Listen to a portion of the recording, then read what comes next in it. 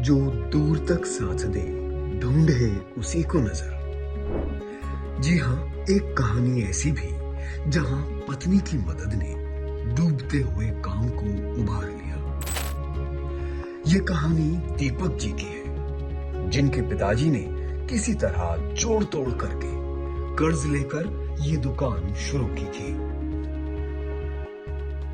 पिता बीमार रहते थे तो अपनी पढ़ाई बीच में ही छोड़कर दीपक जी भी उनके साथ आ गए। उन्होंने खूब मेहनत की और काम ठीक ठाक चलने लगा। उन्हें लगा सब कुछ ठीक हो गया, लेकिन किस्मत को कुछ और ही मंजूर था।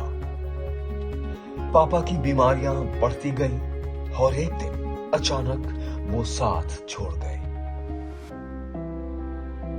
मेरे पिताजी की एज भी ज़्यादा हो चुकी थी, जिससे वो भाग दौड़ नहीं कर सकते थे, तो इसी वजह से मुझे दुकान में शामिल होना पड़ा।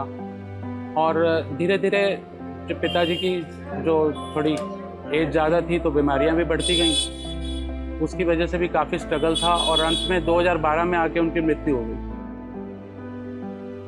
उन्हें लगा कि अब क्या होगा, शायद दुकान ही बंद करनी पड़े, क्योंकि अकेले काम कैसे संभलेगा। एक बार तो लगा कि सब कुछ खत्म हो जाएगा, मगर फिर उन्हें मिला वो हाथ जो आज तक है उनके साथ। जिसके बाद से मेरी वाइफ ने मेरी दुकान में मेरा पूरा साथ दिया और वो अभी तक दे रही हैं। जहाँ तक मैं समझता हूँ कि अगर वो साथ मेरा नहीं देती तो शायद ये दुकान करना मेरे लिए पॉसिबल नहीं हो पाता। अपने घर का और बच्चों को संभालना और साथ में दुकान भी करना कहना आसान है, लेकिन होता नहीं है।